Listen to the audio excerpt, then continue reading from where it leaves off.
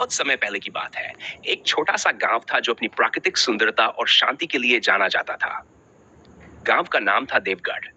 चारों ओर फैले घने जंगल, हरे भरे खेत और बीचों बीच एक निर्मल तालाब था जहां लोग पानी भरने और स्नान करने जाया करते थे। गांव के लोग खुशहाल थे और उनका जीवन साधारण परंतु सुखद था। लेकिन यह शांति अधिक समय तक नहीं रही, क्योंकि कुछ समय बाद गांव में अजीब और डरावनी घटनाएं घटने लगीं। गांव में अफवाह फैलने लगी कि रात के समय एक भूत तालाब के पास घूमता है। लोग कहते थे कि यह भूत एक महिला का है जिसका सिर नहीं है और जो सफेद कपड़े पहने रहती है। गांव में किसी ने भी पहले कभी ऐसा कुछ नहीं देखा था। धीरे धीरे ये भूत गांव के लोगों के लिए एक पहेली और डर का कारण बन गया। लोग अपने घरों से बाहर निकलने से डरने लगे थे, खासकर रात के समय। गांव के बुजुर्गों ने बताया कि यह भूत गांव की एक महिला का है जिसका नाम सुहासिनी था। सुहासिनी का जीवन काफी दुखद रहा था। वह बेहद सुंदर और नेकदिल महिला थी और उसका विवाह गांव के ही एक सम्मानित व्यक्ति के साथ हुआ था। वह अपने पति के साथ सुख शांति से जीवन बिता रही थी और हर दिन मंदिर में पूजा अर्चना करती थी। गांव में उसकी बहुत इज्जत थी, क्योंकि वह न केवल दिखने में सुंदर थी बल्कि स्वभाव से भी बहुत दयालु और सहृदय थी। लेकिन उसकी सुंदरता कुछ लोगों की आंखों में खटकने लगी। गांव के कुछ दुष्ट और बदमाश लोग उसकी सुंदरता पर मोहित हो गए थे और उन्होंने उसकी ओर बुरी नजर डालनी शुरू कर दी। वह लोग किसी भी तरह से सुहासिनी को पाना चाहते थे। एक दिन जब सुहासिनी तालाब पर पानी भरने गई थी, तब उन दुष्ट लोगों ने उसका अपहरण कर लिया। उन्होंने उसे जंगल में ले जाकर उसके साथ बर्बरता से पेश आए और अंत में उसकी निर्मम हत्या कर दी। इसके बाद उन लोगों ने उसके शरीर को जंगल में छोड़ दिया और सिर को काटकर तालाब में फेंक दिया, ताकि कोई उसकी पहचान कर सके। गांव में सुहासिनी के पति ने उसकी गुमशुदगी की खबर सुनी तो वह बहुत परेशान हो गया। उसने गांव के हर कोने में जाकर अपनी पत्नी को ढूंढने की कोशिश की, लेकिन उसे कहीं भी सुहासिनी का पता नहीं चला। अंततः उसने गांव के जंगलों की तरफ खोज शुरू की। कई दिनों की खोजबीन के बाद उसे जंगल में एक महिला का शरीर मिला जो बिना सिर के था। यह देखकर वह समझ गया कि यह उसकी पत्नी का ही शरीर है। उसकी आंखों से आंसू बह निकले और उसने सुहासिनी का अंतिम संस्कार किया। लेकिन उसके मन में एक अजीब सी बेचैनी थी, क्योंकि वह जानता था कि उसकी पत्नी की आत्मा को तब तक शांति नहीं मिलेगी जब तक उसका सिर नहीं मिलता। कुछ ही दिनों बाद गांव के लोग अजीबोगरीब घटनाएं देखने लगे।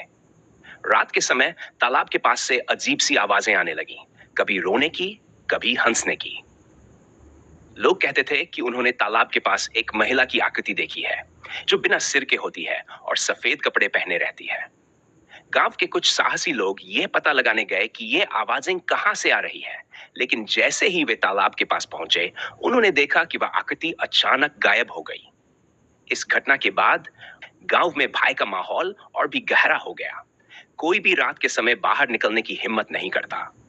लोगों का मानना था कि यह सुहासिनी की आत्मा है जो अपनी हत्या का बदला लेने के लिए भटक रही है।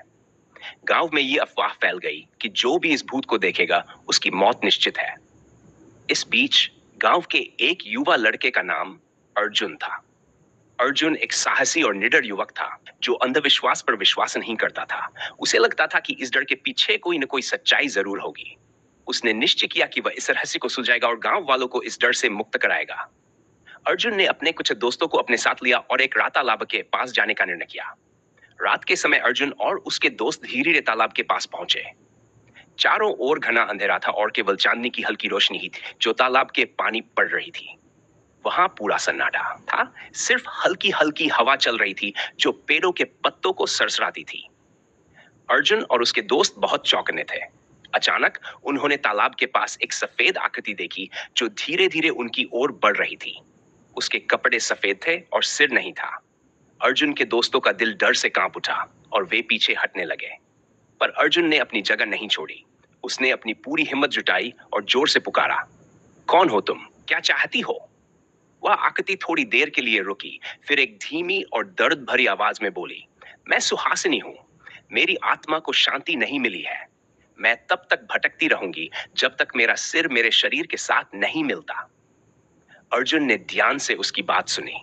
सुहासिनी ने अर्जुन को अपनी पूरी कहानी सुनाई, कैसे उसकी हत्या की गई और कैसे उसकी आत्मा को तब तक शांति नहीं मिलेगी जब तक उसका सिर उसके शरीर के साथ न मिल जाए। अर्जुन ने सुहासिनी की दुख भरी कहानी सुनी और उसने निश्चय किया कि वह उसकी आत्मा को मुक्ति दिलाने के लिए कुछ करेगा। अर्जुन ने गांव के बुजुर्गों से बात की और उन लोगों से सुहासिनी की मृत्यु के बारे में अधिक जानकारी प्राप्त की। फिर उसने और उसके दोस्तों ने तालाब की गहराई में खोजबीन शुरू की। कई दिनों की मेहनत के बाद उन्हें तालाब में एक खोपड़ी मिली। ये देखकर गांव के लोग हैरान रह गए। अर्जुन ने उस खोपड़ी को सुहासिनी के शरीर के पास ले जाकर उसका अंतिम संस्कार किया। जैसे ही खोपड़ी को जलाया गया, गांव के लोग महसूस करने लगे कि हवा में एक हल्की सी सुगंध फैल गई और अर्जुन को लगा जैसे कोई आत्मा शांति पा गई हो। उस रात के बाद गांव में सिरकटी भूत की घटनाएं बंद हो गई। गांव के लोग धीरे धीरे अपने सामान्य जीवन की ओर लौट आए। अर्जुन के साहस और दृढ़ता ने सुहासिनी की आत्मा को शांति दिलाई। गांव के लोग अर्जुन की बहादुरी के लिए उसकी बहुत प्रशंसा करते थे। उन्होंने उसे गांव के रक्षक के रूप में सम्मानित किया। सुहासिनी की आत्मा, जिसने अपने न्याय की खोज में भटकते हुए इतनी लंबी यात्रा की थी, अब मुक्त हो चुकी थी। लोग कहते हैं कि कभी-कभी सुहासिनी गांव के लोगों के सपनों में आकर उन्हें धन्यवाद कहती है। गांव के लोग हर साल एक छोटा सा उत्सव मनाते हैं, जिसमें अर्जुन की बहादुरी और सुहासिनी की दुख भरी कहानी सुनाई जाती है। इस कहानी से लोग सीखते हैं कि सच्चाई की हमेशा जीत होती है और साहस से किसी भी डर का सामना किया जा सकता है।